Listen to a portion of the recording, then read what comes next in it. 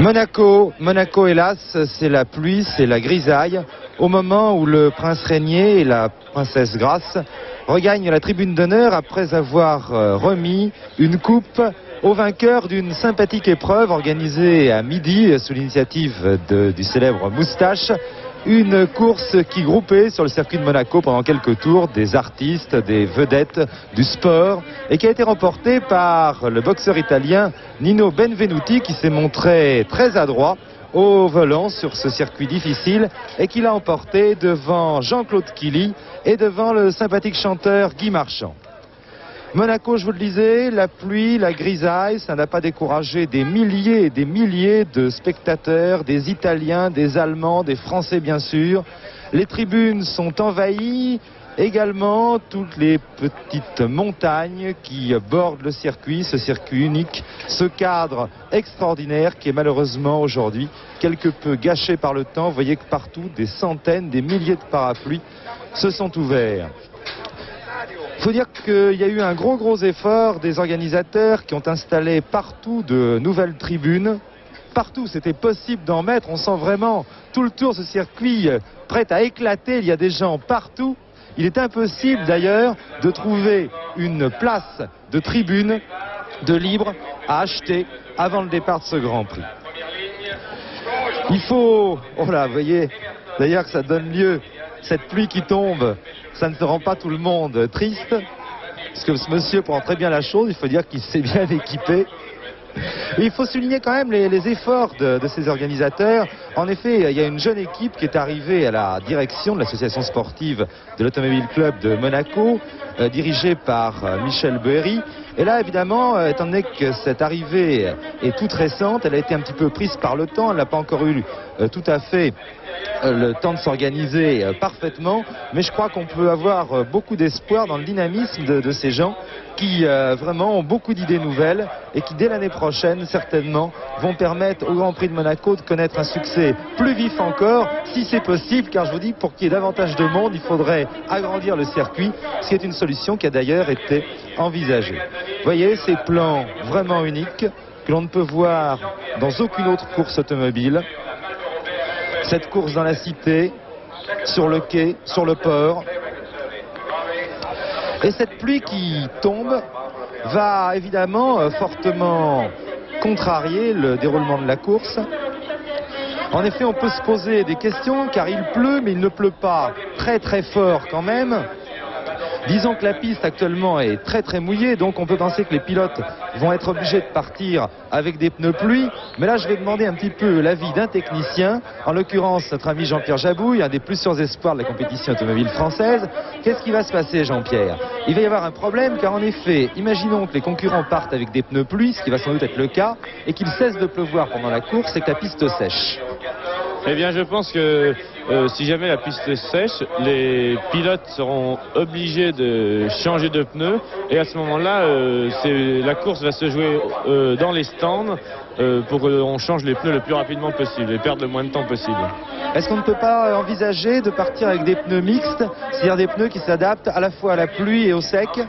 Eh bien là, je pense que vu le temps, personne ne prendra le risque de partir avec des pneus mixtes et tout le monde va partir avec des pneus pluie. En tout cas, c'est vraiment pas de chance. La pluie avait déjà fortement contrarié hier le déroulement de l'épreuve de Formule 3 remportée par Patrick Depailler sur une Alpine devant le Britannique Tony Trimmer sur Lotus et l'autre Britannique Colin Van Der Velde sur Hansheim. Oui, cette pluie avait d'autant plus contrarié le déroulement que les concurrents avaient dû changer de pneus au dernier moment, que ça avait fait perdre beaucoup de temps et que, en partie à cause de cela, nous n'avions pas pu aller jusqu'au bout de la course. Et bien aujourd'hui encore, d'ailleurs, je crois qu'il faut le prévoir tout de suite, la course risque d'être beaucoup plus longue que prévu. Car en effet, alors que normalement sur piste sèche elle aurait dû durer environ 1h50, là je pense qu'elle risque de durer une vingtaine de minutes de plus, si la pluie ne s'arrête pas. Ce qui n'a pas l'air d'être le cas pour l'instant. On est vraiment arrivé, vous voyez, c'est vu, vous reconnaissez, vous retrouvez chaque année le casino de la Principauté. Et il faut dire qu'on a constaté une évolution cette année, c'est qu'on arrive presque à avoir une véritable semaine monégasque automobile. Puisque jeudi, il y a eu une course de Formule France qui a remporté un vif succès. Hier, la Formule 3, aujourd'hui le Grand Prix. Maintenant, ça dure pratiquement toute la semaine. Les pilotes font leur entrée sur le circuit. Vous voyez, je m'aperçois qu'on leur a donné un tour de reconnaissance supplémentaire.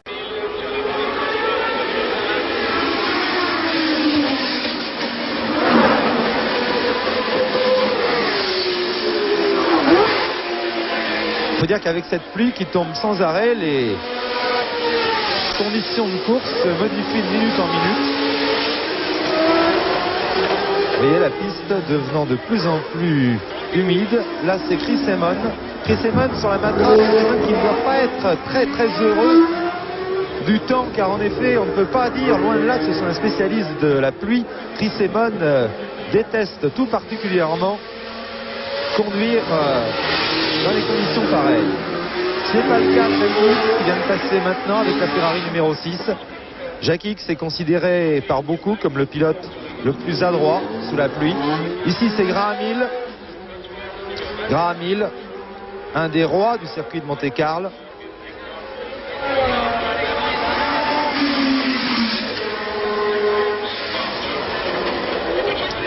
Vous voyez qu'on arrête à nouveau les voitures au stand.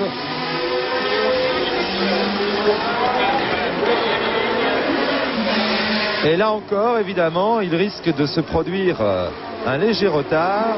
Seulement, ça, cette fois, on ne peut vraiment rien dire parce que il faut dire que la pluie à Monaco, c'est quand même assez rare. Et même extrêmement rare, et qu'il s'agit d'une malchance particulière. Dave Walker ici, Dave Walker, le coéquipier d'Emerson Fittipaldi chez Lotus. Là, vous voyez un moyen assez curieux, mais apparemment efficace de se protéger de la pluie. C'est de mettre un casque intégral. Ce qu'a fait ce sympathique monsieur qui a l'air de se prénommer Walter.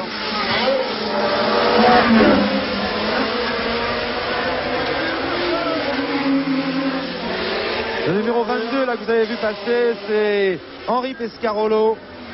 Henri Pescarolo, remarquable au cours des essais puisqu'il a réalisé exactement le même temps que Jackie Stewart.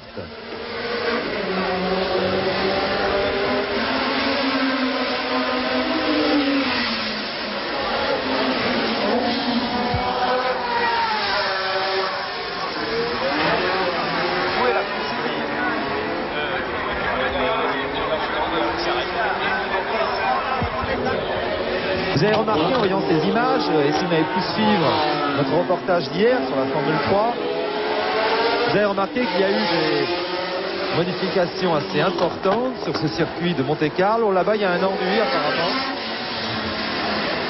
Non, c'est pas un ennui. C'est Emerson Fittipaldi qui est arrêté devant la tribune princière.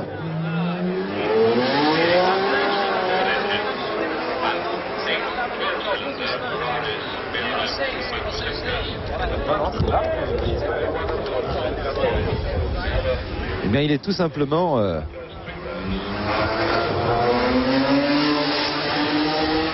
il ne semble pas que ce soit un ennui mécanique en tout cas. Le numéro 4, Niki Lauda. Et je crois que si ça se trouve, Emerson Fittipaldi s'est tout simplement trompé. Il y a Guy Marchand, combien? Ah, ben il me signale que je vous ai donné un faux classement tout à l'heure. Ce n'est pas Nino Benvenuti qui a remporté la Coupe des Vedettes, c'est Guy Marchand. Bravo Guy. On savait que c'était un spécialiste de la moto, mais pas de l'automobile. Hein.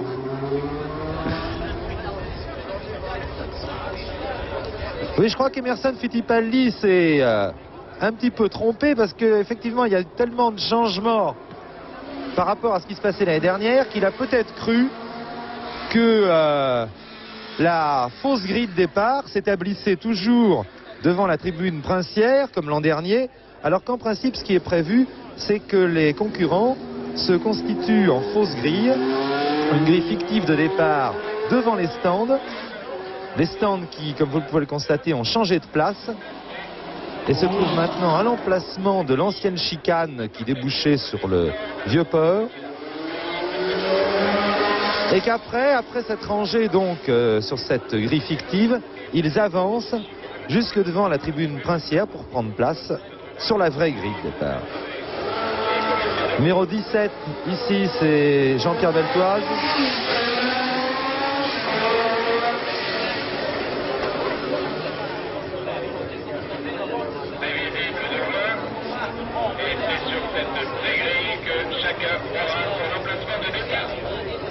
Là, vous voyez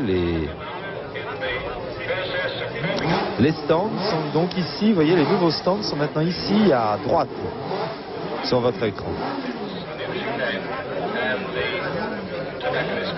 Ah, il y a des privilégiés qui pourront regarder la course sans être trempés.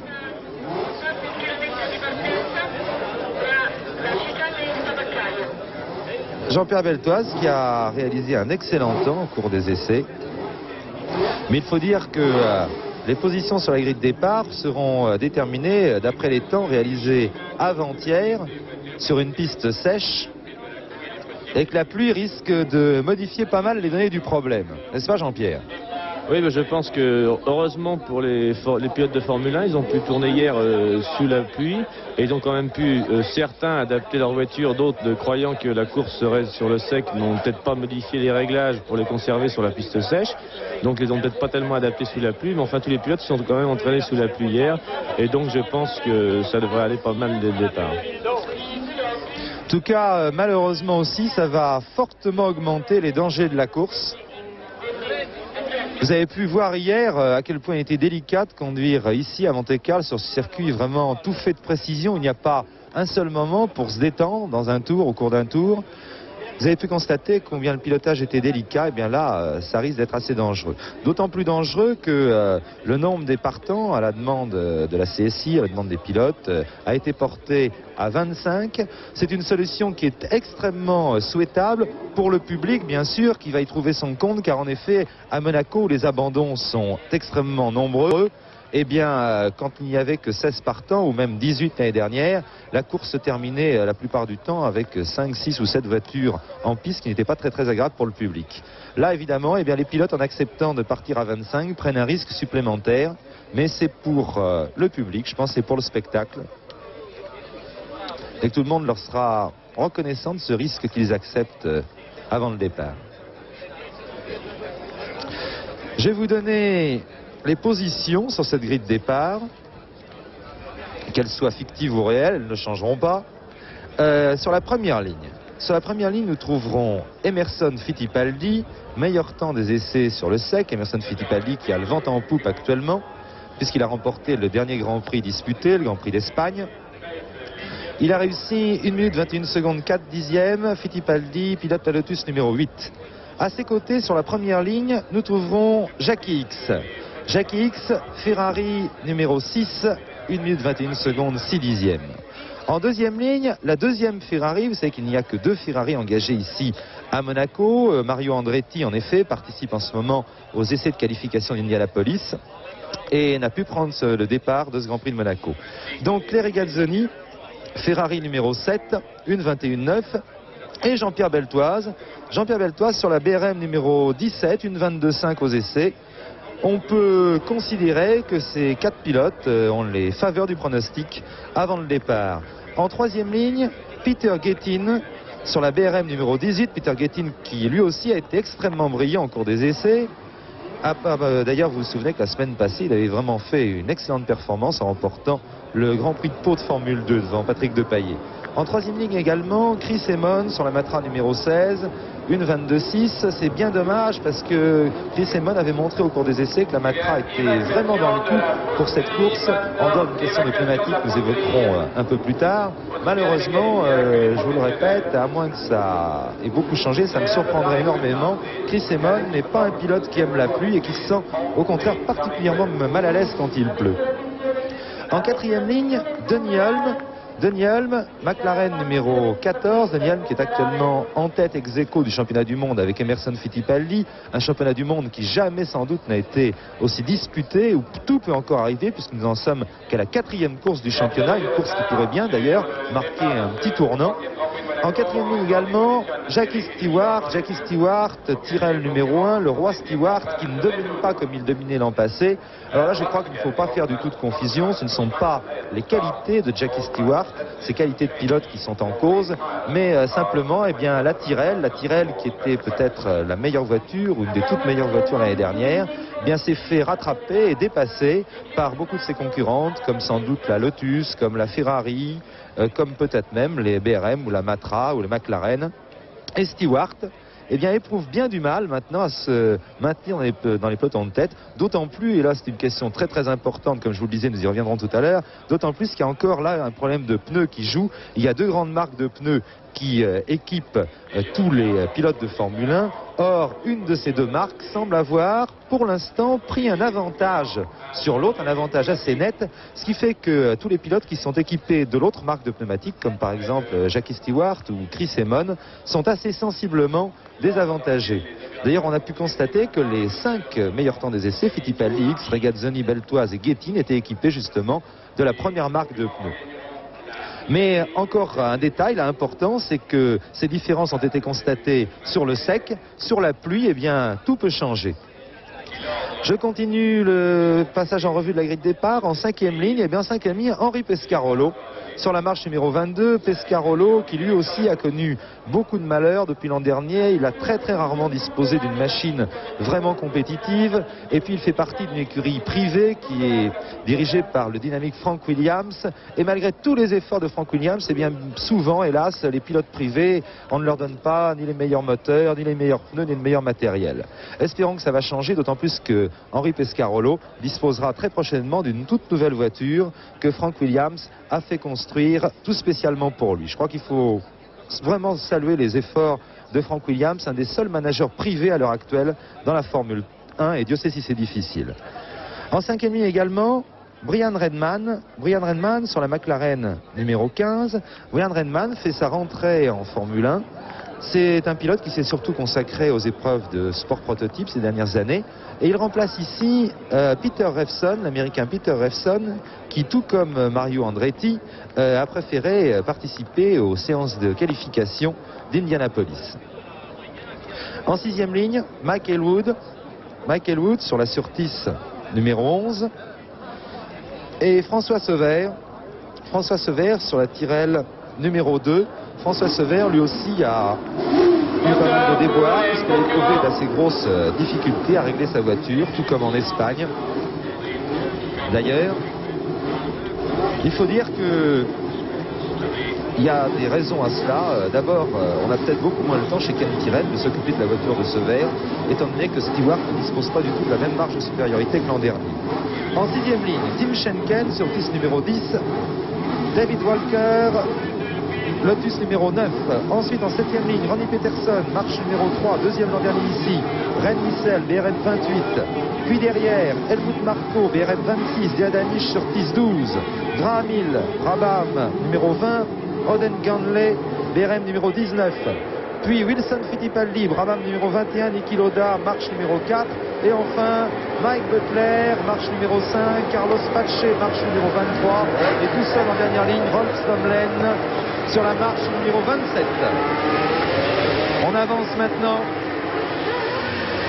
vers la vraie grille de départ. Les moments certainement les plus impressionnants d'une course de Formule 1. Voilà, vous reconnaissez tous les pilotes que je viens de vous énumérer, une énumération peut-être un peu fastidieuse, je m'en excuse, mais je sais qu'il y a beaucoup de téléspectateurs qui aiment bien avoir tous les numéros des voitures avant le début de la course afin de pouvoir mieux suivre l'épreuve. Voilà Rolf Stomlen qui ferme la marche. En première ligne, je vous le rappelle, Jackie X qui sera à gauche sur votre écran. Et Emerson Fittipaldi à droite. Derrière Fittipaldi en deuxième ligne, c'est Claire Regazzoni. Derrière Jackie X, Jean-Pierre Beltoise. Là, nous remontons la grille de départ. Là, nous sommes sur la 5e ligne. 3e, 4e. Voilà Denis Hulme, vous reconnaissez au passage sur la 4e ligne. Puis la 3e ligne avec Peter Gettin et Chris Amon. La seconde ligne avec Jean-Pierre Beltoise et Claire Regazzoni. Avançons encore, messieurs. Ah là là, un petit problème de câble, j'ai l'impression. Attention, départ imminent. À gauche, X. Derrière X, Beltoise. À droite, Fittipaldi. Derrière Fittipaldi, Regazzoni. Beltoise est infiltré, j'ai l'impression, à la corde. J'ai l'impression que Beltoise a pris un départ extraordinaire en s'infiltrant à la corde et en dépassant X. Beltoise en tête dans le premier tour. Beltoise en tête devant X. Regazzoni et Fittipaldi, j'ai l'impression. Un départ extraordinaire vraiment de Jean-Pierre Beltoise. Regazzoni qui est 3e actuellement. Fittipaldi, et c'est assez souvent que ça lui arrive, n'est pas très bien parti. Chris Amon par contre est très bien parti, il est 5e. Puis vous avez vu Stewart qui lui aussi, bien qu'étant mal placé sur la grille de départ, a dû grignoter, il est en 6e position. Gettin et Hulme sont moins bien partis par contre. Donc départ fantastique de Beltoise, très bon départ de X. Par contre Fittipaldi, Hulme et Gettin ont un petit peu raté leur départ. La sortie du tunnel. La sortie du tunnel, là je dois vous signaler que pendant... Oh là là, un trou de Jean-Pierre Beltoise. Il faut dire, pour expliquer aussi un petit peu ce trou, que c'est un avantage fantastique de pouvoir réussir aussi parfaitement son départ que l'a fait Jean-Pierre Beltoise, car évidemment, tous les autres concurrents sont extrêmement gênés par les projections d'eau. Le gazomètre, Beltoise, Regazzoni, Fittipaldi, X où est-il? Va plus passer Beltoise, Regazzoni, Fittipaldi, Jackie X. Jackie X est 4e. Jackie X, probablement victime d'un incident de course, est en 4e position alors qu'il était 2e tout à l'heure. Je vous rappelle les positions. Beltoise, Regazzoni, en 3e position Fittipaldi, puis Jackie X qui a rétrogradé. On trouve ensuite Chris Amon, remarquable sous la pluie, ce qui est surprenant. Et puis Jackie Stewart, Peter Gettin.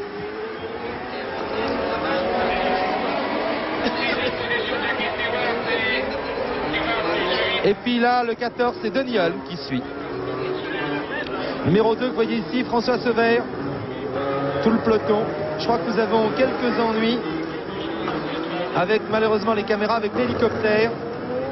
C'est peut-être le mauvais temps qui est responsable de ça.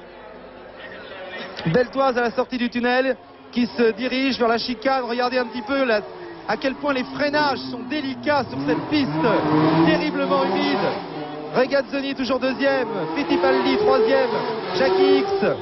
Jackie X qui a dû être victime, je vous le répète, d'un petit incident, je ne sais pas, un freinage raté ou un travers qui l'a fait rétrograder.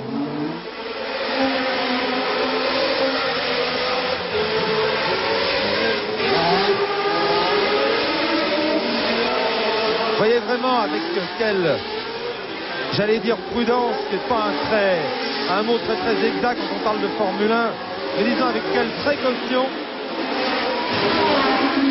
les pilotes essayent actuellement de se concentrer, car le moindre blocage de roue, c'est exactement comme si on se trouvait sur du verglas. Vous avez vu ce qui est arrivé hier au Britannique Williamson dans la course de Formule 3 qui a bloqué ses roues justement ici au freinage de Mirabeau et qui n'a vraiment rien pu faire, qui est parti tout droit dans le rail. Ce qui est fantastique, c'est le trou qu'a fait Beltoise 4 secondes. Mais ce trou, je vous l'explique, je vous le répète, s'explique en partie par le fait que, évidemment, étant en tête, il est terriblement avantagé et qu'il envoie des gerbes d'eau dans la figure de Regazzoni, qui dispose d'une bien moins bonne visibilité. Ça, c'est une affaire fantastique que de réussir un départ comme celui qu'a fait Beltoise, exactement d'ailleurs comme l'avait réalisé Depailler hier, à la petite différence près que Depailler était en première ligne alors que Beltoise était en deuxième ligne. Eh bien, oui, Jean-Pierre a réussi une très bonne affaire en partant en la première position. Mais enfin, il aime, je sais que Jean-Pierre aime beaucoup la pluie et il l'a déjà démontré aux 1000 km de Paris où il est parti en tête et augmenter son avance au fil des tours, qu'il est en train de faire d'ailleurs. Je crois que ce n'est pas vraiment que Jean-Pierre aime beaucoup la pluie, car je crois pas qu'on puisse dire qu'il y a un seul pilote de Formule 1 qui aime vraiment la pluie. Mais disons que je crois qu'il est peut-être...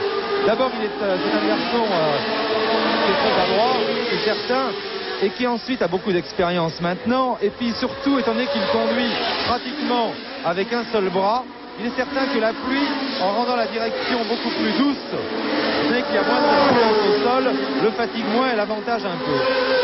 Oui, exactement. C'est exactement ce que je pense aussi.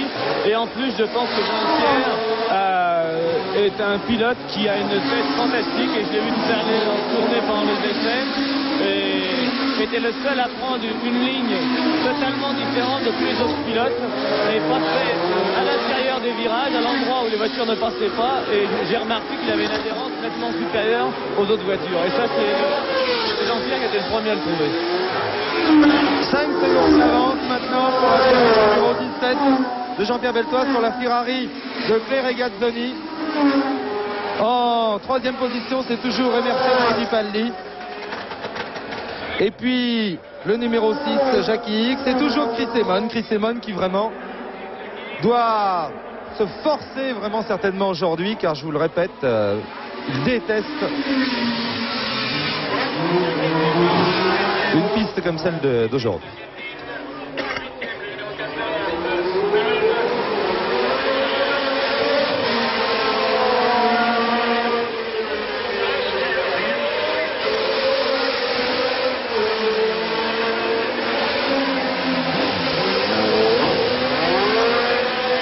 Regazzoni, Fittipaldi, X au gazomètre et Beltoise que nous retrouvons dans la montée du casino, cette montée vertigineuse.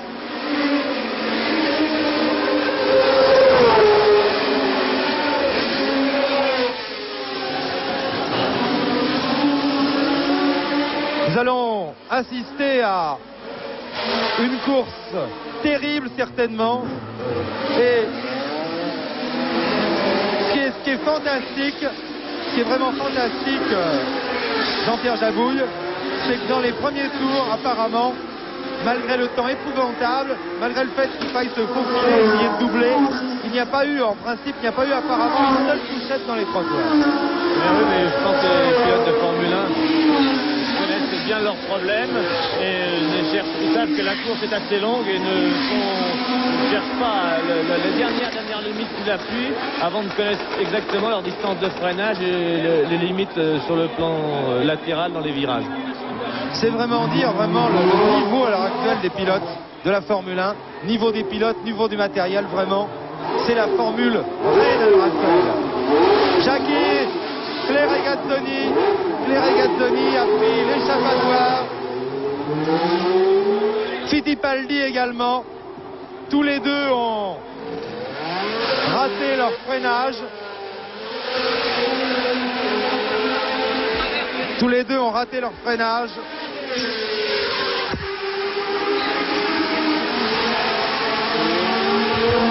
À la chicane. Vous avez vu qu'ils n'ont pas perdu énormément de temps, mais que cela peut être très très important sur la suite de la course, car en effet ça a permis à Jackie X de reprendre la deuxième place. Or avec un temps pareil, Jackie X est certainement le rival le plus dangereux de Jean-Pierre Beltoise. Et il est certain qu'il aurait été préférable pour Beltoise que X reste et ait quelques difficultés à dépasser Regazzoni et Fittipaldi.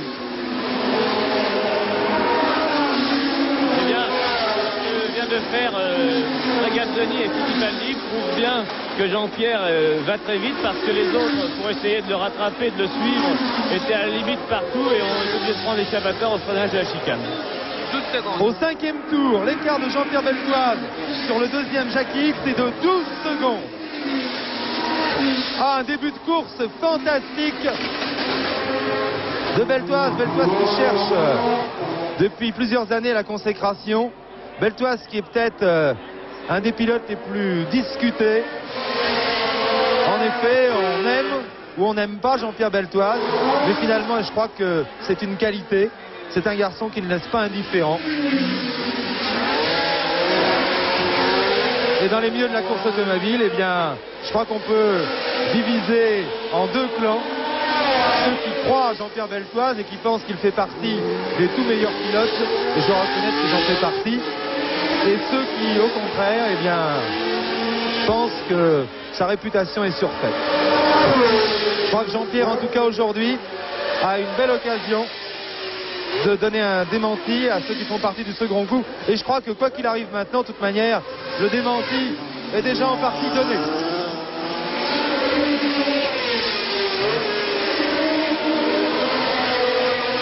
C'est la troisième fois, si mes souvenirs sont bons, que Jean-Pierre Beltoise occupe la tête dans un Grand Prix de Formule 1. La première fois, ça devait être en Espagne, à Jarama en 1969. Et la deuxième fois, eh bien, au Grand Prix de France, à Clermont-Ferrand, en 1970. Où il comptait une très très grosse avance avant d'être obligé d'abandonner. Ici, Jackie Stewart. Jackie Stewart qui est en 6e position actuellement, suivi par Peter Getting.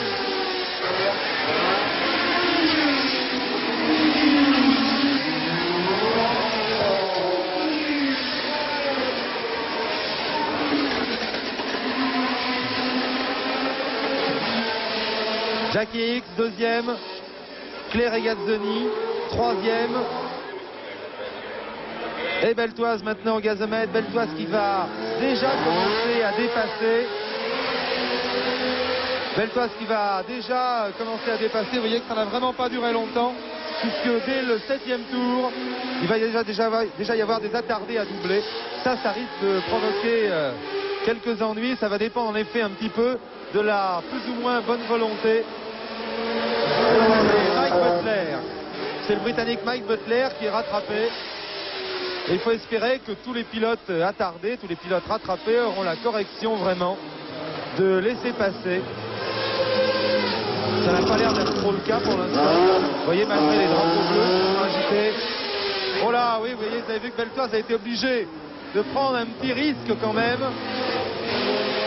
pour passer Butler. Pour passer Butler à l'extérieur. À la sortie du virage du Casino, un petit dérapage de l'arrière, magnifiquement rattrapé, très bien rattrapé.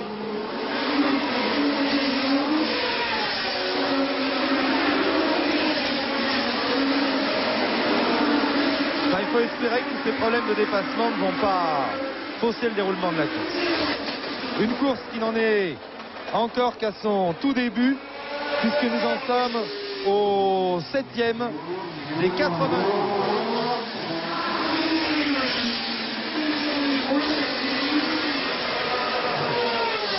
Les deux Ferrari. Et puis Fittipaldi qui a du mal à suivre. Et la BRM. La BRM dont l'avance augmente.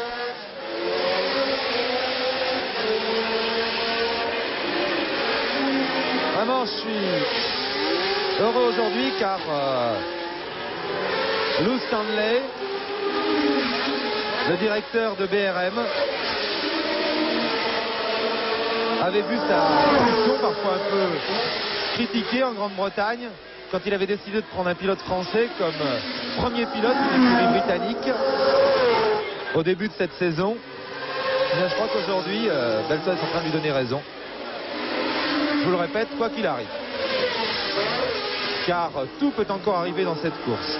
Mike Butler qui fait signe à Jackie X de passer à l'intérieur.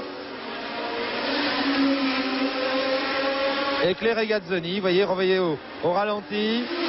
Mike Butler qui très sportivement et tout à fait normalement d'ailleurs fait signe à Jackie X de passer. Jackie X a eu un petit peu plus de chance que Beltoise, il a eu un tout petit peu plus de facilité pour passer. Mais enfin, c'est le hasard.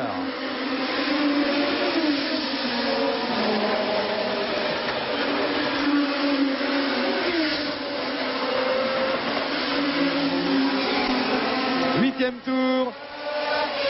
Toujours Beltoise. X à 13 secondes. Puis Regazzoni. Regazzoni qui est maintenant dans les roues de Mike Butler. Et puis Fittipaldi, toujours quatrième. Il y a vraiment les gerbes d'eau. Jean-Pierre, je crois que ça va être une course qui pour les pilotes va être épuisante nerveusement. Oui, je pense que ça va être épuisant nerveusement. Mais enfin, je voudrais aussi peut-être un peu expliquer pourquoi Jean-Pierre, sans retirer en rien les qualités de Jean-Pierre sous la pluie, mais il faut dire que les BRM emmènent de l'ordre de 30 litres à 40 litres d'essence de moins que les Ferrari, et je crois que ça compte énormément en début de course. Exactement.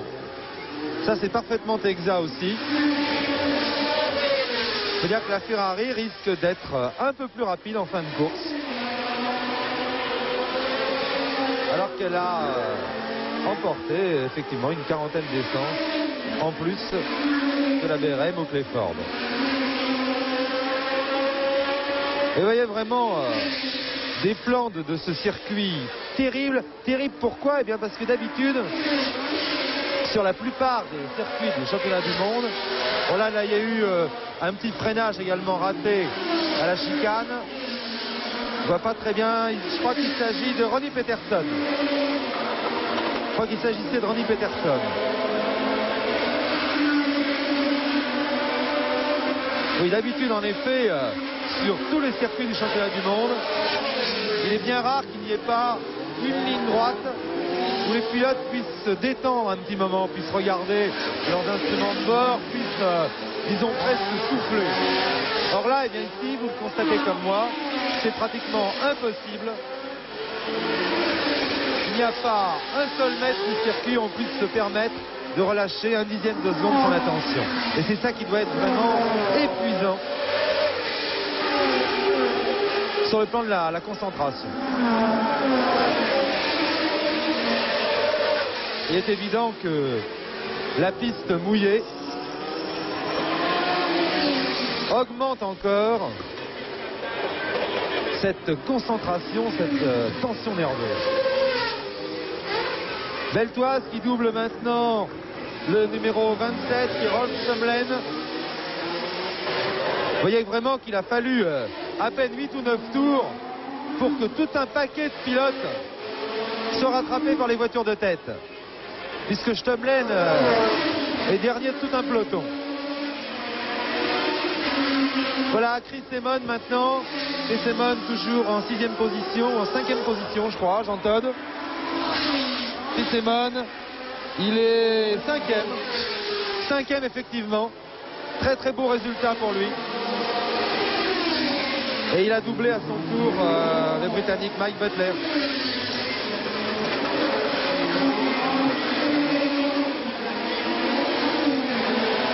Je crois que malheureusement nous allons être obligés de nous quitter pendant une demi-heure, alors que nous sommes au 10e des 80 tours de la course.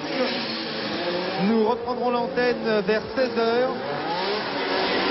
Je vous rappelle que Jean-Pierre Beltoise est en tête du Grand Prix depuis le départ, que son avance sur le deuxième Jackie X sur Ferrari est actuellement de 13 secondes. En troisième position, on trouve Claire Regazzoni sur Ferrari. En quatrième position, Emerson Fittipaldi. En quatrième position, la Matra de Chris Amon, la Matra de Chris Amon qui elle aussi accomplit une remarquable performance qui tente à prouver que maintenant elle a vraiment refait tout le handicap qui le séparait peut-être au début de la saison des meilleures voitures de Grand Prix. Les Beltoises actuellement est obligé de prendre pas mal de risques pour se faufiler dans ce paquet de coureurs. Il a doublé ici Graham Hill.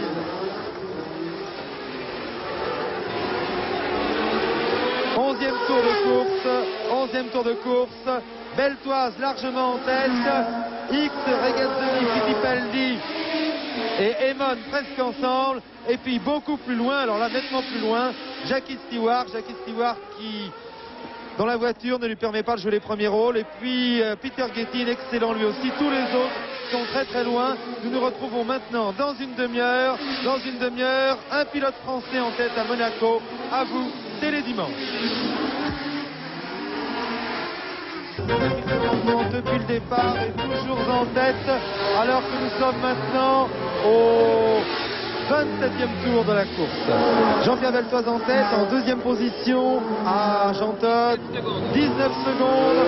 Jackie X en troisième position, Clay Regazzoni.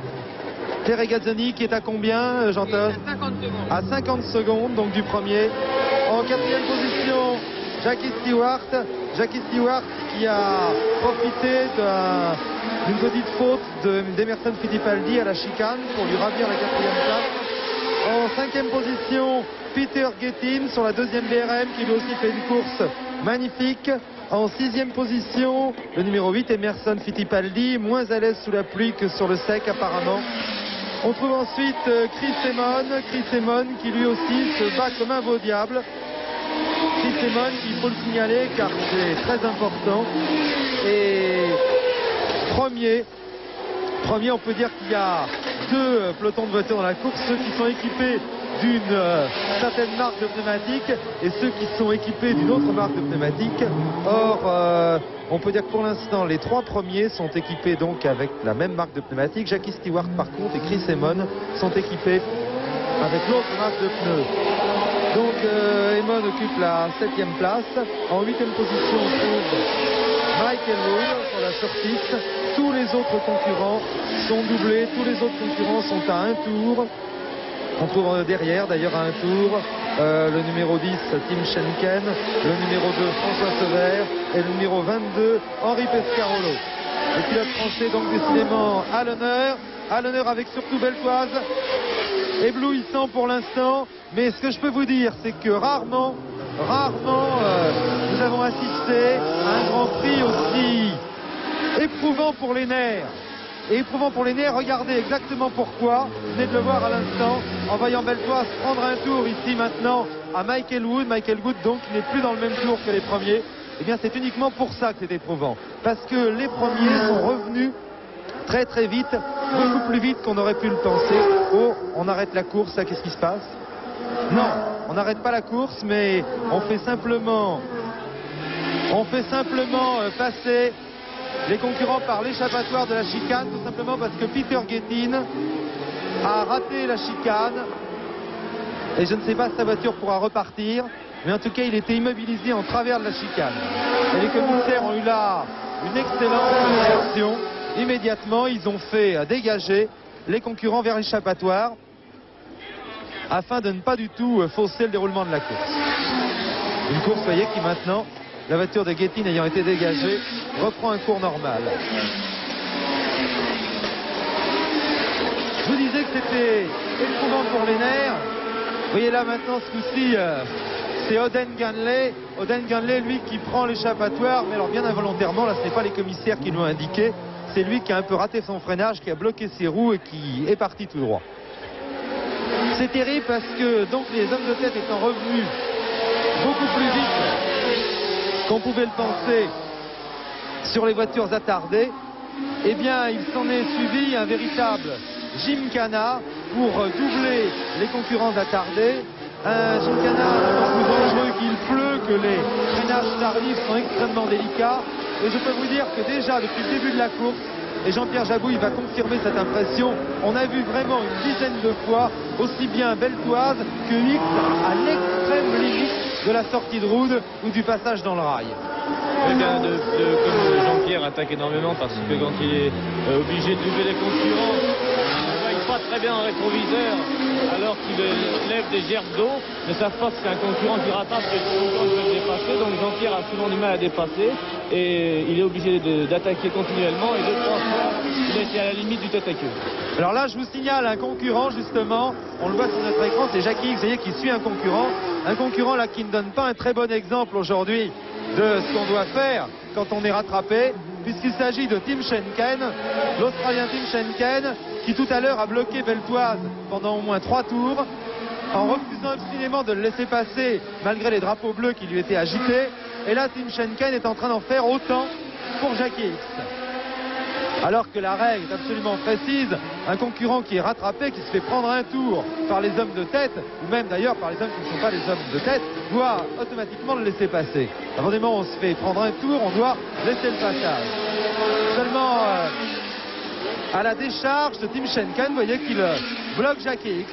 Là, ça a été exactement comme ça avec Beltoise tout à l'heure pendant 3 tours. À la décharge de Tim Schenken, je dois reconnaître qu'il est extrêmement difficile, vu le manque de visibilité, de savoir si on se fait prendre un tour par un des hommes de tête ou si simplement on se fait attaquer par un de ses poursuivants. Parce que dans le deuxième cas, évidemment, il n'y a aucune raison de le laisser passer. Oui, c'est pour ça qu'il ne faut pas trop non plus.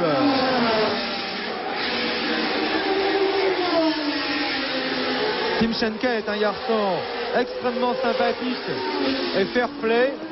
Et je pense qu'on peut envisager la deuxième solution. Je pense qu'aussi bien quand il s'est fait rattraper par Beltoise que quand il s'est fait rattraper par X, comme vous l'avez vu à l'instant, eh bien il ne doit pas se rendre compte qu'il s'agit de concurrents en train de lui prendre un tour.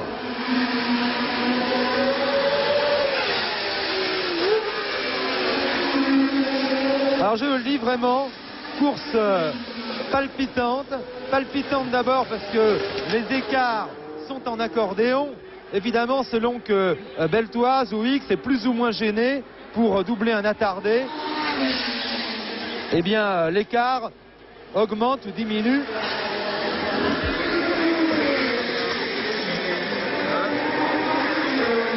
Ah, on me signale qu'Henri Pescarolo qui était très bien placé, vient de s'arrêter hélas à son stand. Encore un coup de malchance pour Henri.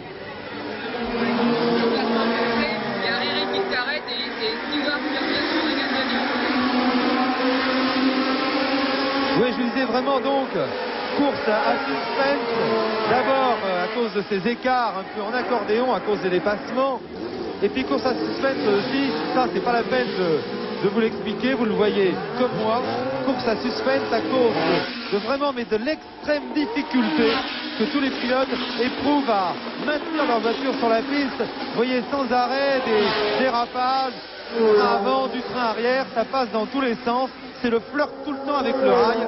Et là, vraiment, je veux dire que les nerfs des spectateurs et des amateurs sont soumis à très rude épreuve. Mais je préfère les nerfs des spectateurs, je préfère ne même pas penser à ce que peuvent être les nerfs des pilotes. Ça va être quelque chose de sidérant.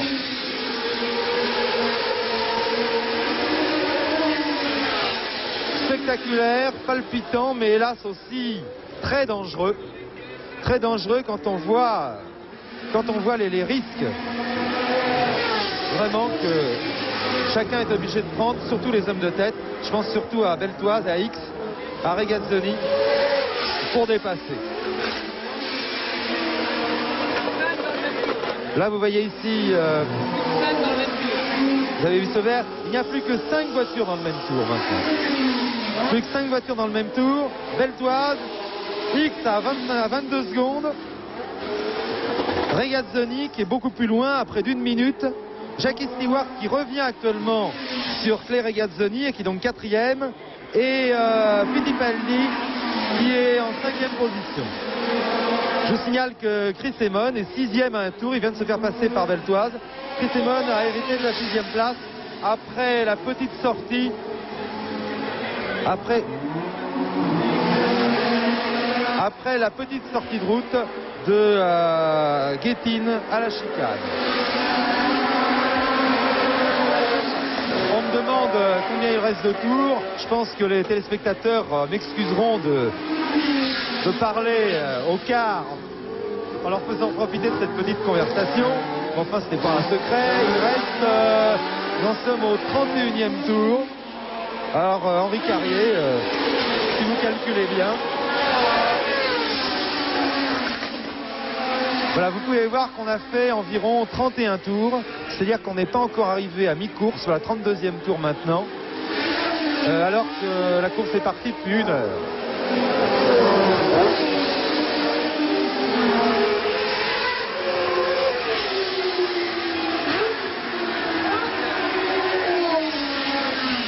Il est fort probable qu'elle ne s'achève guère avant, comme ça, attendez, qu'est-ce qu'on pourrait dire, 17h20.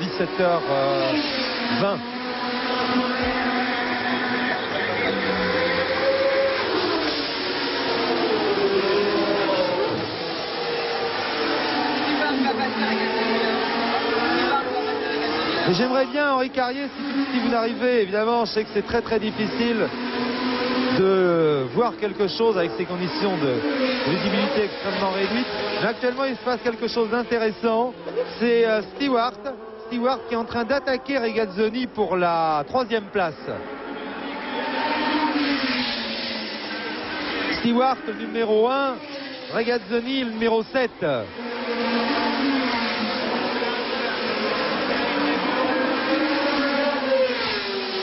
Si on pouvait, voilà, Beltoise qui passe. Autant sur le sec, là, ici je crois que c'est une Surtis. Une Surtis, mais je n'ai pas très bien vu à qui elle pouvait appartenir. J'ai pas vu si c'était... il me semble que c'était Schenken. Il me semble que c'était Schenken qui était arrêté.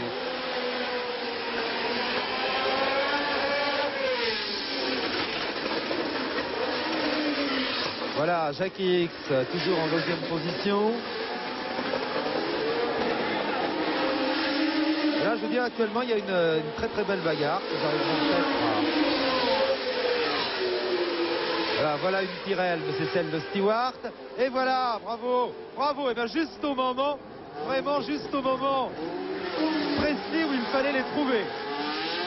Bravo Henri Carrier, vous les avez trouvés juste au moment où Jackie Stewart attaquait Claire Regazzoni au freinage du gazomètre et s'emparait donc, sous vos yeux, de la 3e place.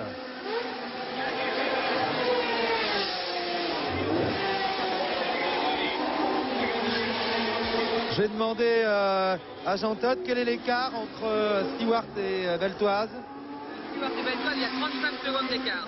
Combien? 35 secondes. Stewart se trouve à 35 secondes de Beltoise.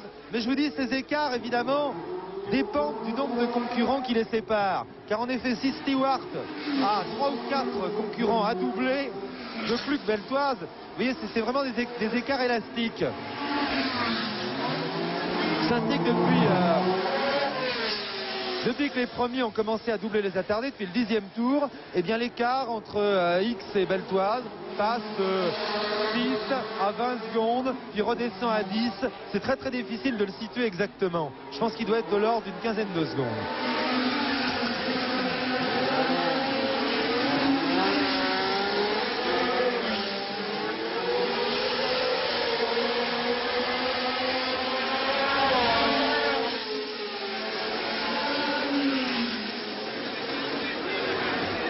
Jean-Pierre Jabouille, c'est vraiment des démentiels. Oui, c'est fantastique et je suis vraiment en train d'admirer la course fantastique de Jean-Pierre.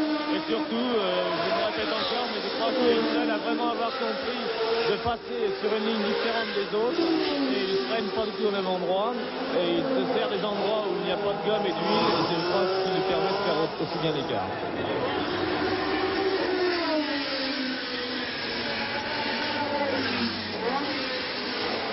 Vous avez sans doute pu le remarquer effectivement que certains pilotes, dont Jean-Pierre Beltoise, ne prennent pas la trajectoire habituelle. Mais préfèrent au contraire, effectivement, prendre les endroits les moins glissants, les endroits où il y a le moins d'huile. Nous allons redonner l'antenne à Télédimanche. Nous nous retrouvons dans un quart d'heure maintenant. Je vous rappelle que nous sommes au 34e des 80 tours de la course, que Beltoise est toujours en tête avec 16 secondes d'avance sur Jackie X, 35 secondes d'avance sur Jackie Stewart. En 4e position, Claire Regazzoni. En 5e position, Emerson Fittipaldi. 6e, Michael Wood. 7e, François Sever. 8e, Chris Amon sur la Matra. C'était les positions au 34e tour de course. À vous les dimanches. À tout à l'heure.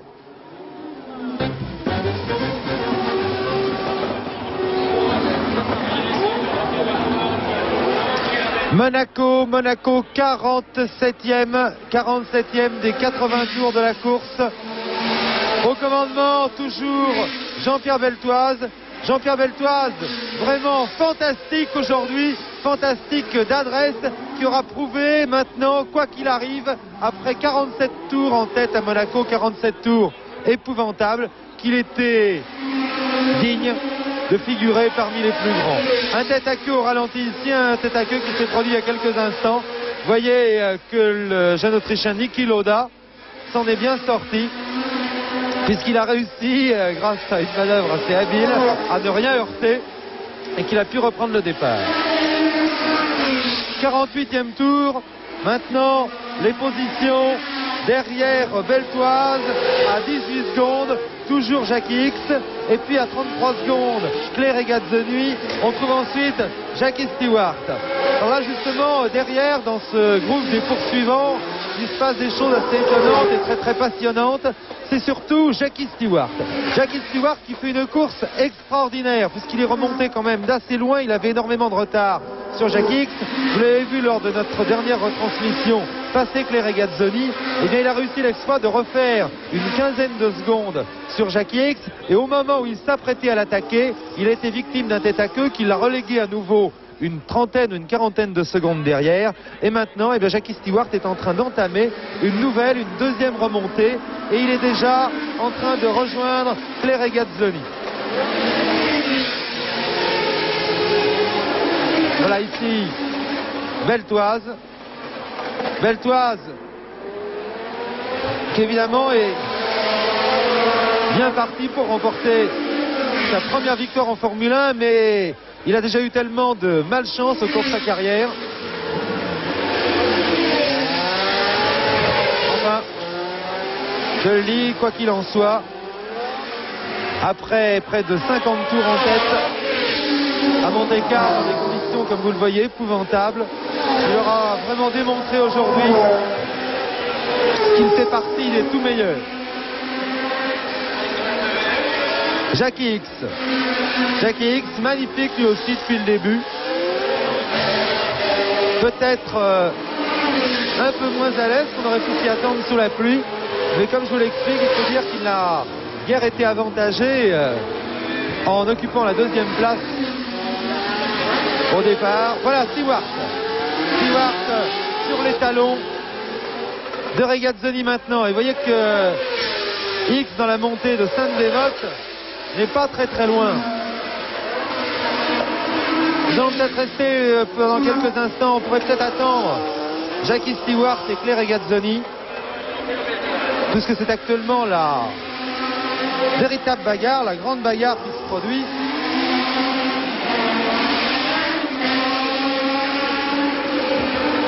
Voilà Regazzoni, numéro 7, ici, et derrière Stewart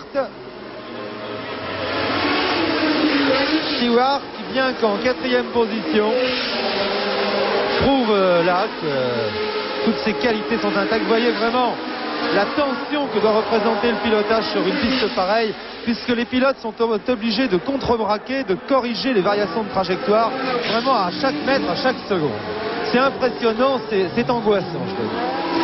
Bien oui, moi j'aimerais tellement que Jean-Pierre gagne ce Grand Prix auquel il court depuis tellement longtemps.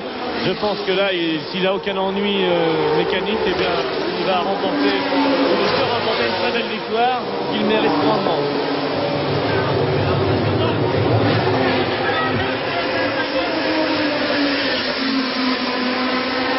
Je vous ai parlé des 4 premiers.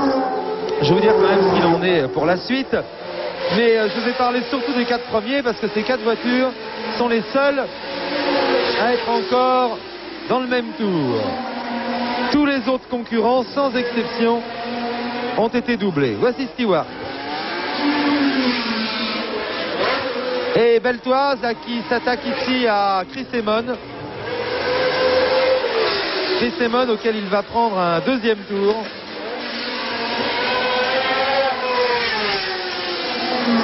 En 5e position donc, j'étais en train de vous le dire, on trouve Emerson Fittipaldi à un tour, tandis qu'on assiste vraiment à une très très belle lutte pour la 6e place entre Mike Elwood et Chris Amon. François Sever était également en bagarre pour cette 6e place, mais il a été victime d'un ennui quelconque et je l'ai vu repartir là, il a dû faire un tête à queue. Et vous voyez sur votre écran Henri Pescarolo. On avait annoncé tout à l'heure qu'Henri Pescarolo avait abandonné. En fait, Henri Pescarolo s'est juste arrêté à son stand et il a pu repartir.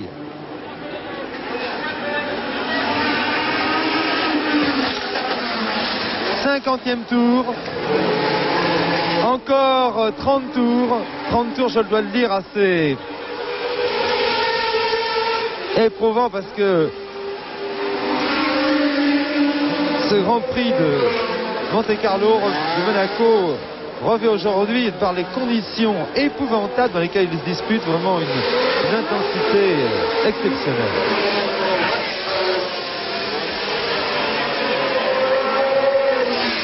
Vous voyez, on agite ici des drapeaux, on fait des signes, ça doit vraisemblablement être des drapeaux d'huile, ça doit être de l'huile répandue par un concurrent dans le virage de 15 mètres.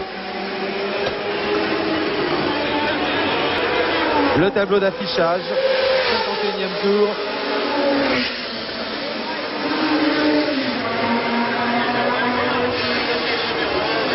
Et regardez, vous voyez le travail vraiment de chaque seconde, le travail du volant à chaque instant pour corriger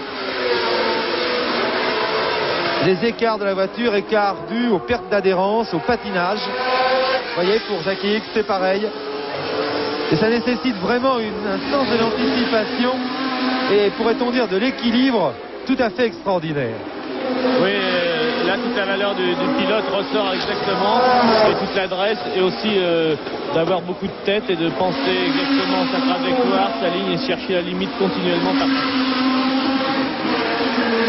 J'ai entendu l'opinion de Jean-Pierre Jabouille. On a vraiment l'impression d'assister aujourd'hui à un fabuleux numéro d'équilibriste et de voir des gens tout le temps sur la corde raide, tellement c'est... On a l'impression que ça tient un fil vraiment. Un tête à queue. Là voici, ça n'a pas tenu un fil là pour Carlos Pache, le coéquipier d'Henri Pescarolo chez Frank Williams.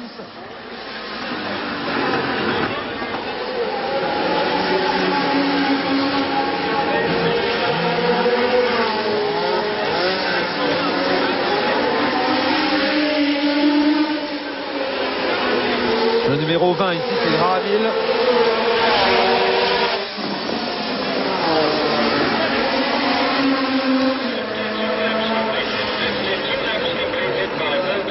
Et je reconnais qu'il y a des moments où on n'y voit pas grand chose. Voilà Graham Hill. Du moment où on n'y voit pas grand chose, c'est bien sûr à cause de la pluie, mais tout le monde l'avait compris. Beltoise qui est là-bas sur les talons donc de Graham Hill. Voilà Graham Hill qui très sportivement a levé la main pour lui faire signe de passer. Et là, qu'est-ce qui est sorti? C'est pas Regazzoni, hein? Il me semble bien, ça a été rapide. C'est une Ferrari, c'est Regazzoni. C'est Regazzoni qui est sorti au gazomètre. Et vous voyez que Sever l'a fait un petit numéro entre deux voitures. Jackie X qui est derrière. Ah, Claire Regazzoni qui était en 3e position vient de sortir au gazomètre. Ce qui fait qu'actuellement le classement s'établit ainsi: derrière Beltoise, Jackie X, 3e Jackie Stewart et 4e Emerson Fittipaldi. Ce vois plus passer Emerson Fittipaldi personnellement.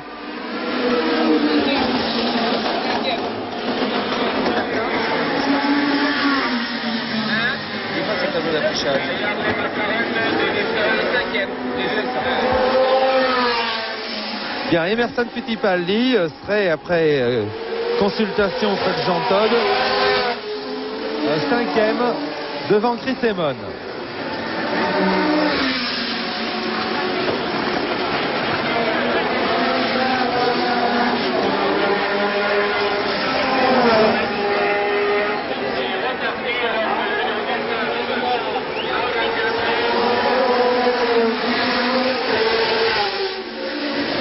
Bien évidemment, nous sommes obligés d'essayer de nous adapter aux conditions de cette course qui n'était pas évidemment prévue au départ. Oh là, Jackie Ickx, un freinage large, qui a bien failli se terminer comme celui de Clay Regazzoni. Oui, nous sommes obligés donc de nous adapter un petit peu à cette course qui normalement était prévue pour durer environ 1h50 et qui là va durer près de 2h30. Donc dans quelques instants, nous allons redonner l'antenne à Cognac G, ou plutôt à tous les dimanches, et nous la reprendrons vers 17h pour la garder jusqu'à 17h15. Je ne sais pas, je ne pense pas que ce sera suffisant pour vous donner l'arrivée, mais je pense qu'à ce moment-là, nous pourrions peut-être enregistrer l'arrivée de la course et vous la donner à 18h dans le cadre de Télésport. Ce qui vous la donnerait en très léger différé. Enfin, nous allons voir un petit peu comment nous arranger, on va essayer de faire pour le mieux. Voici Jackie Stewart. Jackie Stewart maintenant 3e, qui s'apprête à doubler Henri Pescarolo, à prendre un nouveau tour Henri Pescarolo. Les écarts maintenant sont très intéressants. Jean-Pierre Beltoise a 22 secondes d'avance sur Jackie Ickx, et Jackie Ickx a 20 secondes précisément d'avance sur Jackie Stewart. Ces trois concurrents sont les seuls à être dans le même tour. En 4e position à un tour, Emerson Fittipaldi, et en 5e position maintenant Chris Amon. Chris Amon qui fait lui aussi une course remarquable, parce que comme je vous l'ai dit depuis le départ, c'est très loin d'être un spécialiste de la pluie. Vraiment dommage pour Regazzoni. Regazzoni qui, je vous ai dit qu'on était vraiment à la merci de la moindre petite erreur dans le freinage ou dans le contrôle d'un dérapage. Regazzoni en a fait les frais à la grande consternation du public italien qui était massé au gazomètre. Là, vous voyez Stewart qui double Pescarolo. Oh, voilà, vous avez vu passer également la Matra de Chris Amon. Il y a l'air d'y avoir, je me demande si Regazzoni d'ailleurs n'a pas été victime de l'huile qui était tout à l'heure signalée par les drapeaux au gazomètre. Et vous avez vu en voyant passer les voitures il y a quelques instants à quel point cela avait l'air glissant dans ce virage. Bon, et bien je vous rappelle, 54 tours de course sur 80, Beltoise toujours en tête depuis la première seconde de la course, avec Ickx à 25 secondes, Stewart à 50 secondes. Ces trois concurrents sont les seuls dans le même tour. À mentionner aussi la belle 5e place qu'occupe actuellement la Matra de Chris Amon. Nous nous retrouvons dans une dizaine de minutes à vous télévision. Monaco, le suspense continue. Beltoise va-t-il remporter sa première victoire en Formule 1? Une des victoires les plus enviées qui soit sur un des circuits les plus difficiles, celui de Monaco, par des conditions, comme vous le voyez depuis le début de ce reportage, vraiment épouvantables. Son avance sur Jackie Ickx, toujours 2e. Son avance est actuellement de 20 secondes. En 3e position, Jackie Stewart qui est très loin. Jackie Stewart qui a 1 minute 34 secondes. Il faut dire que Jackie Stewart a été victime tout à l'heure au gazomètre d'un 2e tête à queue. Décidément, Jackie fait aujourd'hui une course magnifique, une course en accordéon.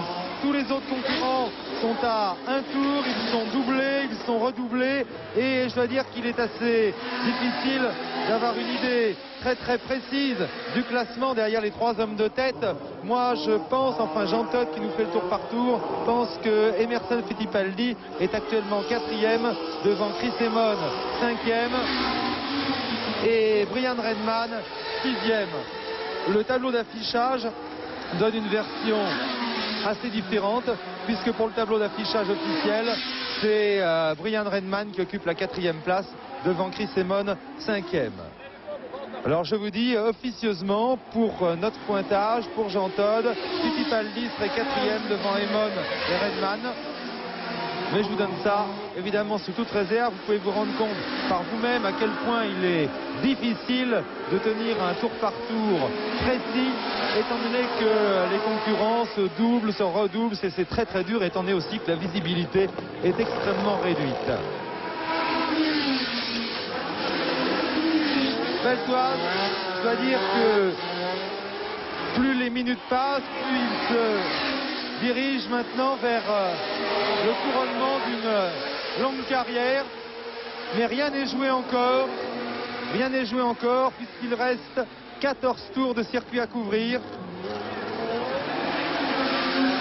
14 tours de circuit, 20 secondes d'avance. On peut espérer logiquement, sans incident, Jean-Pierre Babouille.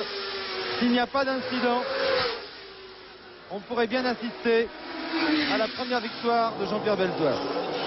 Oui, je pense que Jean-Pierre, si maintenant il n'a pas d'incident mécanique, devrait remporter cette victoire, qui je pense fera plaisir à tous les Français et à lui en particulier. Il a démontré aujourd'hui sa grande valeur, peut-être au public, certains publics qui ne le connaissent pas très bien. Mais enfin, nous, on est très contents et je pense qu'on se serre les coudes en espérant qu'il n'y a rien à arriver sur la voiture. Jackie X, lui aussi, magnifique, à signaler que parmi le groupe de tête, pour l'instant, en 66 tours de course, disputés de la manière vraiment invraisemblable que vous suivez depuis le début, eh bien les deux seuls à ne pas avoir commis la moindre faute sont Jackie X et Beltoise.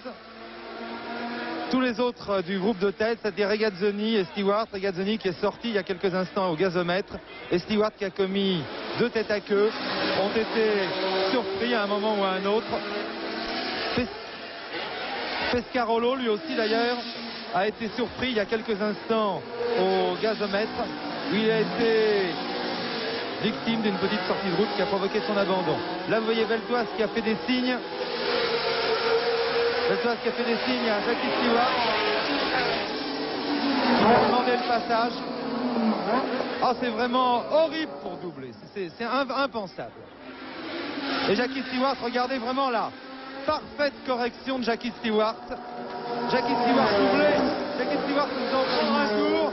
C'est quand même pas une image que nous aurons souvent l'occasion de voir, puisque je vous le rappelle, Jackie Stewart se fait prendre un tour et il est pourtant 3e de la course. Nous ne pourrons malheureusement pas vous montrer l'arrivée de la course en direct, une arrivée qui aura lieu maintenant dans 25 minutes à peu près, mais vous la suivrez en très léger différé et en couleur dans le cadre de Télésport à 18h. Nous allons enregistrer les 5 derniers tours de la course et vous les présenter avec un décalage d'une vingtaine de minutes à Télésport. Je vous rappelle le suspense complet. Beltoise vient sa première victoire. X à 18 secondes maintenant alors qu'il reste 13 tours à couvrir. Jackie Stewart, 3e à un tour. Ici Monaco. À vous, Télé Dimanche. Nous nous retrouvons à 18h sur la 2e chaîne. Un Grand Prix dont vous verrez probablement les derniers tours et les 12 dernières minutes.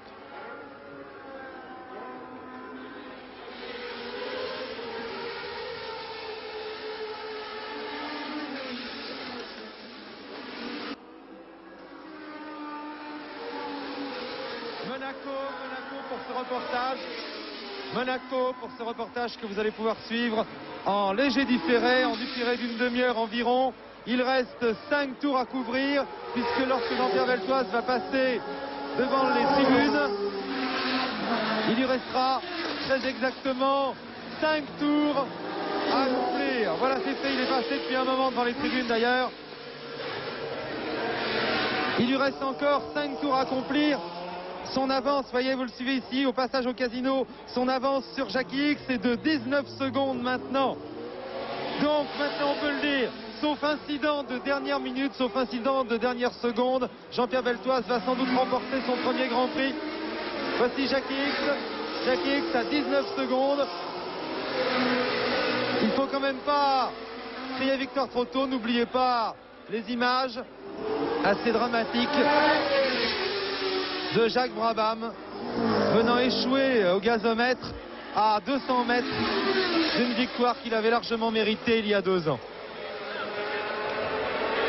Ah, vraiment une course fabuleuse, une des plus difficiles sans doute auquel il m'a été donné d'assister. Je ne sais pas ce qu'en pense Jean-Pierre Jabouille, mais je crois que vraiment on a assisté à une des courses les plus dures qu'on ait jamais vues aujourd'hui.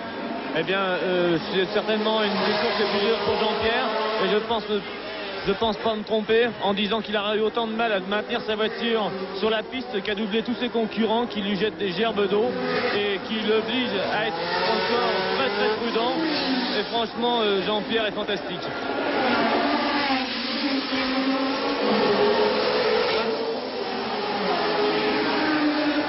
Ah, ce serait vraiment une très très grande victoire. Jackie Stewart, je ne vous en parlais pas, Jackie Stewart, voyez ici, occupe la 3e place. La 3e place à 1 tour. Alors là, derrière les 3 premiers, il est assez difficile de donner un classement précis. Le 4e est très certainement Emerson Fittipaldi. Et pour la 5e place, eh bien, je pense que c'est Brian Redman sur la McLaren qui est 5e devant Chris Amon, 6e. Chris Amon qui aura fait aussi une course assez extraordinaire aujourd'hui et qui a apporté la preuve vraiment de la bonne santé nouvelle de la Matra. Ici, un des coéquipiers de Beltoise chez BRM, c'est Marco. Jackie X qui s'apprête à doubler René Peterson. Je veux dire que chaque dépassement, surtout entre le 10 et le 30e tour, nous a procuré des émotions incroyables, car on avait vraiment l'impression que à chaque fois pour dépasser, il fallait risquer la sortie de route. C'était vraiment l'impression que ça donnait, tellement c'était tangent, tellement le pilote qui était doublé, ne sachant pas si c'était un concurrent qui lui prenait un tour ou un concurrent qui essayait de l'attaquer, souvent ne laissait pas le passage. Ah, vraiment, ça a été des instants assez exceptionnels que nous avons vécu aujourd'hui. Encore 4 tours, 3 tours bientôt pour Jean-Pierre Beltoise ici au gazomètre. 3 tours bientôt au passage devant la tribune princière. Maintenant ici, plus que 3 tours. Plus que 3 tours. Jean-Pierre Jabouille, combien de secondes d'avance? Eh bien, Jean-Pierre a 20 secondes d'avance sur Jackie X.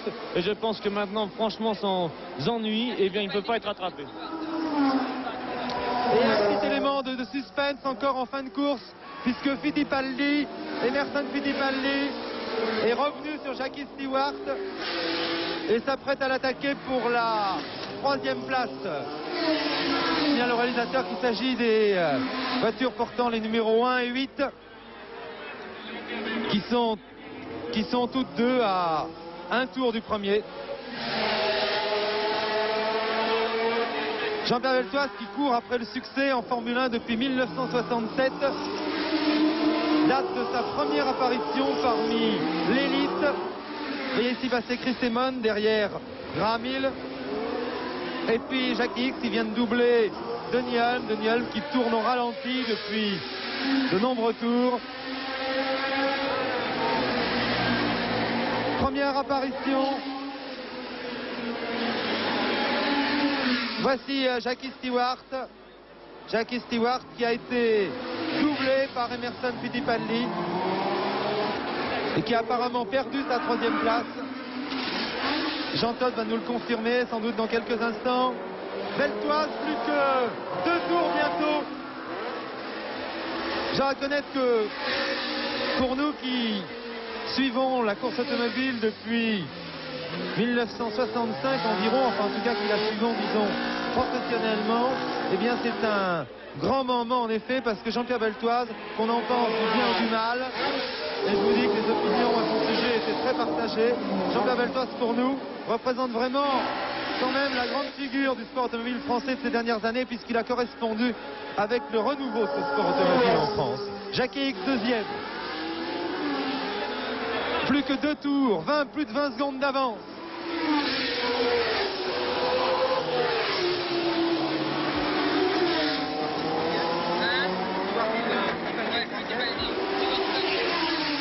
Et Stewart qui doit avoir des ennuis. Stewart s'est fait doubler par Fittipaldi, mais en plus par Brian Redman. Stewart est 5e maintenant. Ah, vraiment un grand moment là, quand même, que nous sommes en train de vivre. D'abord parce que la victoire à Monaco, c'est certainement peut-être la plus belle que puisse souhaiter un pilote en Formule 1. Je crois que tous les pilotes de Formule 1 rêvent d'une victoire à Monaco. Et puis ensuite parce que, je vous le dis, c'était vraiment dans des conditions épouvantables. Et surtout, je crois qu'on peut dire, Jean-Pierre Jabouille, que parfois un pilote gagne en Formule 1 grâce à une course un peu heureuse, grâce à des abandons qui se sont produits devant. Or là, Jean-Pierre Beltoise aura fait, il reste encore un tour et demi à couvrir. Jean-Pierre Beltoise aura fait la course en tête de bout en bout depuis le 2e mètre de course ou le 10e mètre de course, puisqu'il s'est emparé du commandement au 10e mètre de course. Eh bien oui, Jean-Pierre est parti en tête et je pense va franchir la ligne d'arrivée en tête. Et il a démontré ses grandes qualités de conducteur qu'il a pu. Et justement, Jackie X n'a eu aucun ennui et personne n'a eu aucun ennui, donc ça montre toute la valeur de son exploit. Plus qu'un tour, dernier tour. Dernier tour. Dernier tour de course. Ah, je dois reconnaître que c'est une victoire qui est particulièrement agréable pour moi. Et je crois pouvoir expliquer pourquoi. Parce que il me semble que depuis fort longtemps, parfois on me reproche de trop parler de Jean-Pierre Beltoise, de trop dire que c'est un bon pilote, alors qu'il ne gagne jamais. D'ailleurs, c'est ce qu'on entend. Mais dites donc, votre Beltoise, d'accord, c'est bien joli, mais quand est-ce qu'il gagne et tout? Eh bien, aujourd'hui, c'est chose faite, et c'est chose faite de manière magistrale. Ah, c'est fantastique. Je suis ravi. Ça va me faire gagner quelques petits paris avec mes camarades du service des sports, auquel au début de la saison, j'avais parié que Beltoise remporterait un Grand Prix cette année.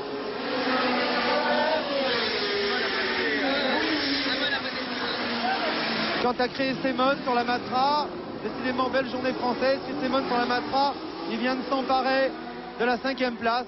Jackie Stewart ayant des ennuis est redescendu en 6e position. Voilà, dernier mètre pour Jean-Pierre Beltoise.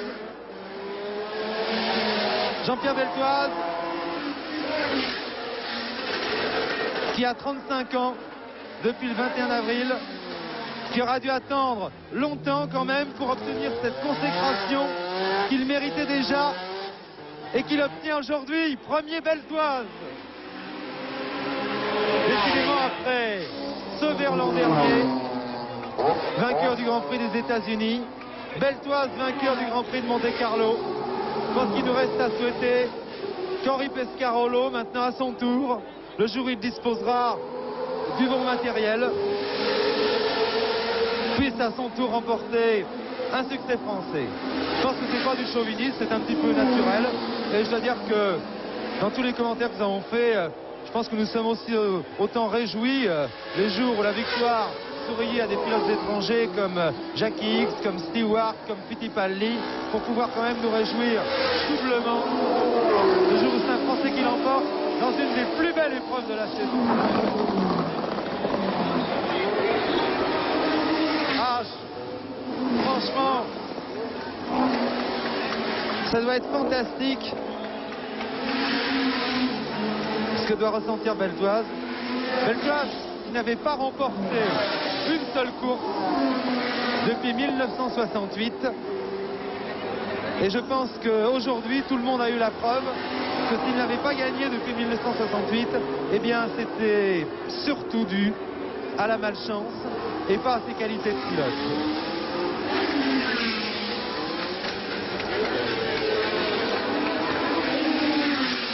X s'adjuge une brillante.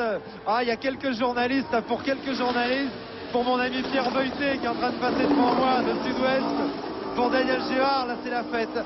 Je vous dis, il y a un petit club quand même dans l'automobile, les supporters de Jean-Pierre. Je vous ai dit que c'était un garçon qui ne laissait pas indifférent, on l'aimait ou on ne l'aimait pas. Mais en tout cas, je pense que de toute façon, ce moment est dépassé. Ce qui comptait, c'était d'avoir la preuve par une grande victoire de ses qualités de pilote. Et bien cette preuve, ils viennent l'administrer à tous aujourd'hui. Et je souris un petit peu en pensant à une conversation que j'avais avec 2 journalistes français avant la course d'aujourd'hui. Et ces journalistes français me disaient, oh là, la BRM, évidemment, ça doit aller aussi bien que la Tyrrell, que les Ferrari, que les McLaren ou que la Lotus. Seulement, chez BRM, manifestement, ils n'ont pas de pilote. C'est pas Beltoise qui va battre X ou Fittipaldi. Eh bien, je crois qu'aujourd'hui, ils pourront regarder dans leur journal, dans leur propre journal, ils pourront regarder le résultat.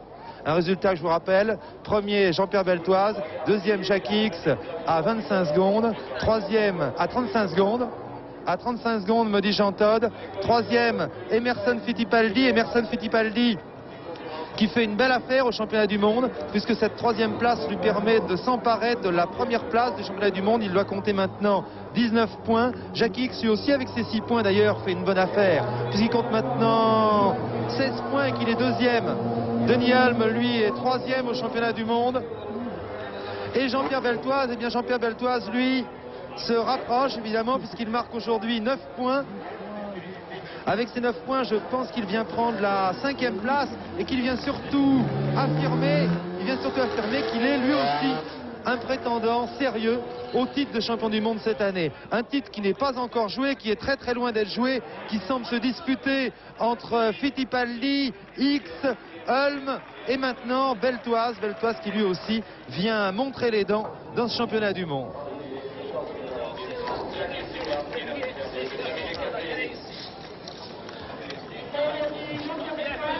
Voilà, la BRM, Lou Stanley qui est le premier, Lou Stanley avec son épouse, Lou Stanley qui a fait confiance à Jean-Pierre Beltoise cette année, qui l'a emprunté un petit peu, qui l'a débauché de chez Matra. Et je peux vous dire que Jean-Pierre Beltoise n'était pas très chaud à l'idée de quitter Matra pour aller chez BRM. Il est très très attaché à tout ce qui est, disons que lui aussi est un peu cocardier. Peut-être qu'on nous le reprochera aussi en étant si chaleureux dans cette victoire, mais je ne peux pas faire autrement. Alors je dis les choses comme je les pense. Tant pis pour ceux qui trouveront qu'elles sont exagérées. Je pense que ça prouvera surtout qu'ils n'ont pas l'habitude de suivre la course automobile comme nous, et que par conséquent ils peuvent peut-être moins ressentir que nous une victoire comme celle d'aujourd'hui. Yvan Médecin, mon confrère de Monte-Carlo, Tommy Franklin, mon confrère de France Inter. Et voilà, nous allons maintenant nous quitter en vous rappelant le classement. Premier Beltoise, deuxième X, troisième Fittipaldi.